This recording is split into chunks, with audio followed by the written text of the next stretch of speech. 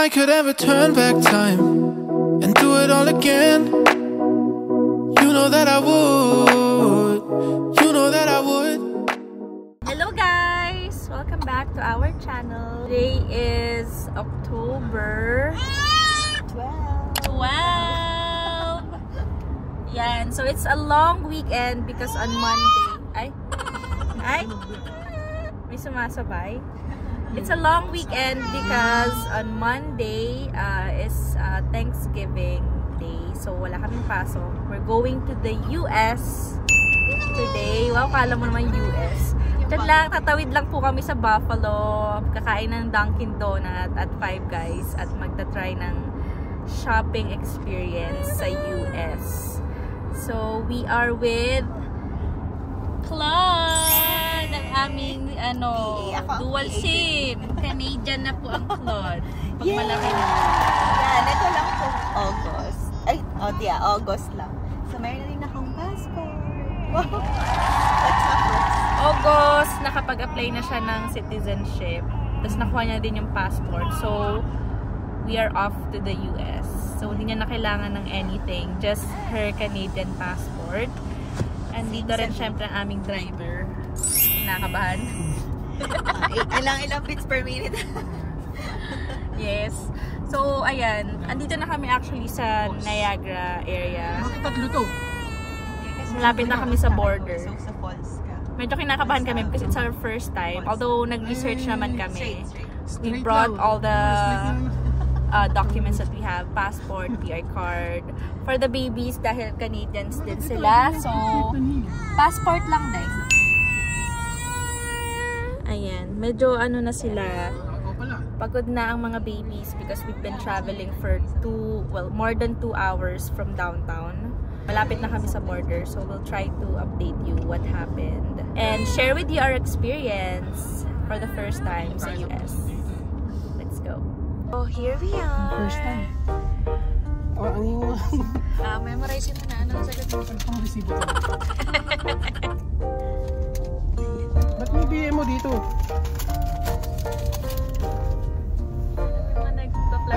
I-practice mo nga ako. Anong kunwari tanongin mo ako ng anong purpose? What's the purpose of shopping. your visit? When are you gonna come back? We are gonna go sa sa Target. Fashion outlet. Kasi we're just gonna go sa fashion outlet. Kamanong kabado naman yung isa ko. Hindi ka ba buksan?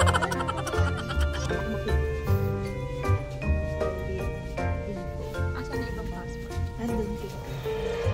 Tatlo to. Bakit tatlo to? Dalawa yung baby Ako! Siyempre may isa pa yung Canadian na kasama. Ayaw mo ba?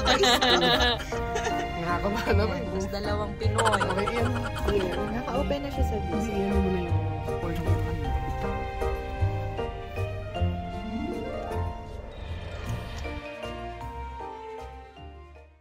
Okay, tayo na. Kami na po mga kaibigan. What's happening there? Kinakabahan din daw sila. Just today. That's all. Later. Are you flying out when you go home? Are you flying out of Canada? No, they are PR. Permanent residence. Okay, gotcha. Anything that is clear? Nothing. Thank you. Okay, thank you.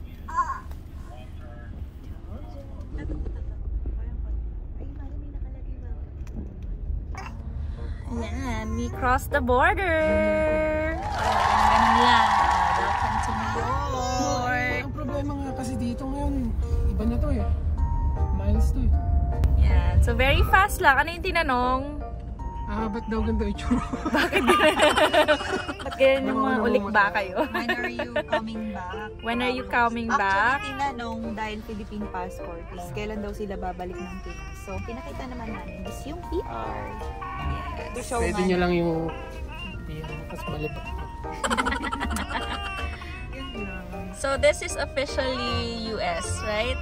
Yep. Yes! Buffalo na po. Welcome. This is Buffalo, New York. Ang anak ko, napakadaldal. Oh, sige.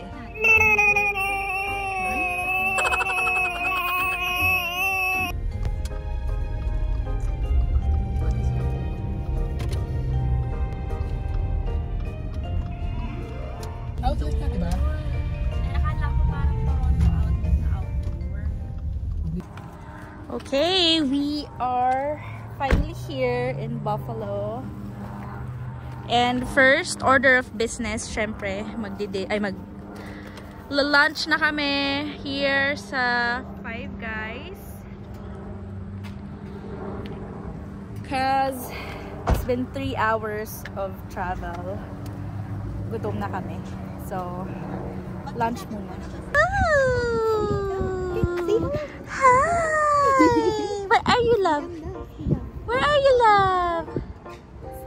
You're in the US! Yes, ang ganda naman ng tagatulak. Okay, let's go. Tingnan mo naman ang outfitan ng aming ninang Claude, oh. Naka-boots. Tapos kaming dalawa, nakapang gym. Pang nanay and daddy.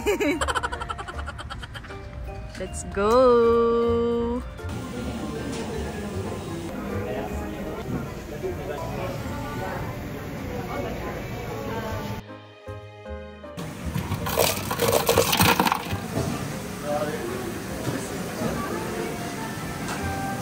Flavor, cherry, vanilla, orange. No, just the yellow, the zero sugar.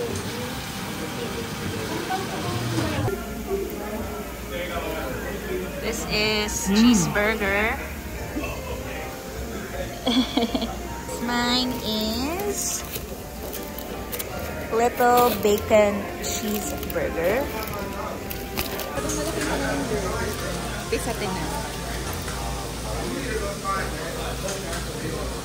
Sarap. Normal lang. So this is the fries.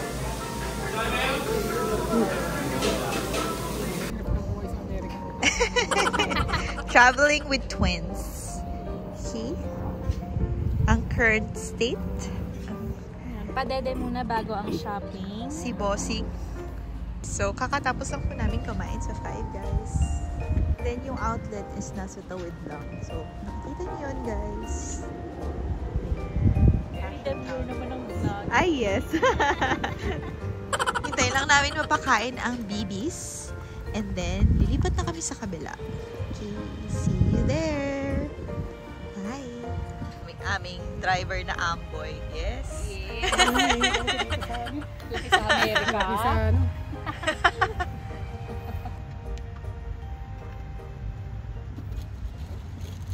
Where are we? Nandito na po tayo sa fashion outlet. Wow! Yan po ang ating ambassador. Outlets of Niagara Falls, USA. Yes. With the twins. Andito na kami. Unahin namin ang aming next order of business.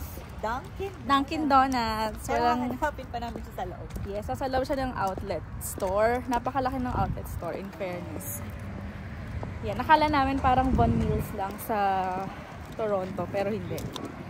Very, very big. Very wide. Wow!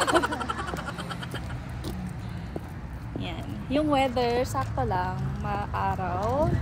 Mas yung hangin. Very chilly. Yung Baguio.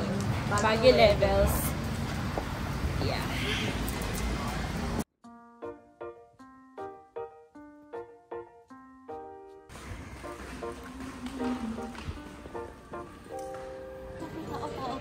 Oo nga, kami lang ang tao. Sarap mag-ikot.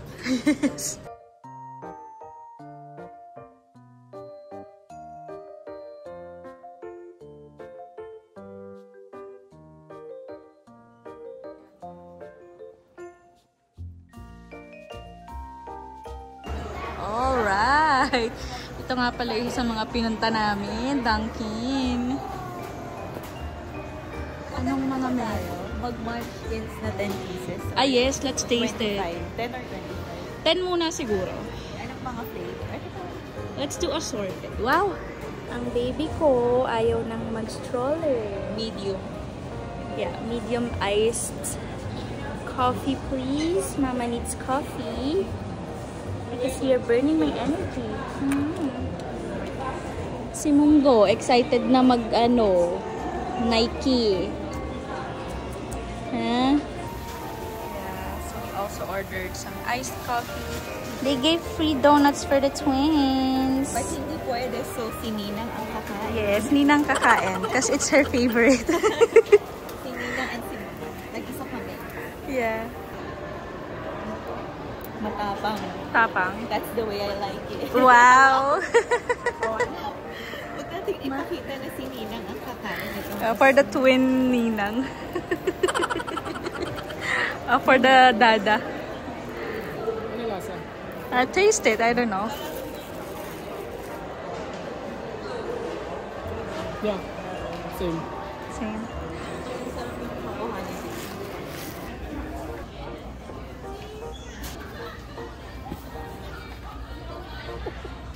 Hinahanap natin po ang kiss ni Mama. Ang dami nang nabili ni Ni Mami Claude for Mami Oinit. Ano po, Ma? This is what I have so far. Caps. So I have this brown and black for me. Tapos isa din kay Claude because it's so aesthetic.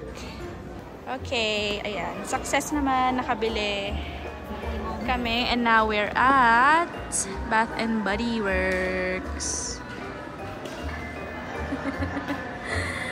Nagtatanggal na ng mga tag yung isa, oh. So far yung mga nabili namin, we have this caps. I bought this, medyo aesthetic. Tapos itong black, suot na niya. Suot na niya. And then, nakabili siya ng shoes, nakabili ako ng jacket. Tapos si Claude nakabili ng mga shoes and caps din. And of course, we have pasalubong for sa family ni Claude, tsaka pinapabili ni Arvin. Ayan. And guys, so it's almost 5 p.m. and we're done. Bumalik kami agad sa car para mapadede yung kambal for dinner so that they're ready to sleep while we're on the way back to Canada. Si Claude, ayan, sinusulit ni Claude ang shopping. Nasa Foot Locker siya. Hindi pa siya nakabili kasi masyadong madami. But, yeah, so we're just waiting here. Susuka ha? Huwag mo susuhan yan.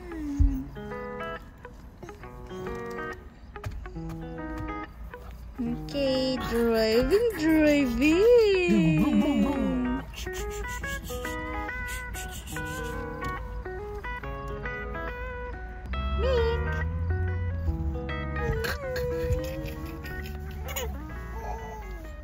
Andyan na siya. Okay. So, ayan, we're gonna be back. So, yeah, another 3 hours of travel. Yes! Kamusta po? Yes! Heart yun. Walang May nabili ka? Maganda. Wala din yung hinahanap kong Maraming choices na Nike. Oo, mas maraming choices dun sa Nike sa loob kesa dun sa Foot Locker. Tsaka kasi dun syempre outlet, lahat naka-sale. Yes. Ito hindi. So, ayun guys, we're going. So, ngayon, anong plano natin sa mga nabili for the border? Ang mahalaga lang daw pagdadaan dun, i-ready yung receipts. Kasi yun lang usually yung hinahanap. So yung tip nga daw, pag hindi mo na kailangan-declare, is gamitin mo na siya. Yes, so yung mga cap, inopen na namin. Yung sapatos, ginamit na rin yung mga. Yung sa akin, hindi ko alam kasi sa nanay ko yun. So, si mama na lang magbayad ng tax. Yes, kasi may customs na kailangan bayaran, di ba? If ever. Going back if to Canada. lang naman singilin. Yeah. Check yung receipt, then papabayaran. Siyempre, update namin kayo pagkalabas namin. Okay. We're going. Balitaan namin kayo sa border. Yeah. Bye.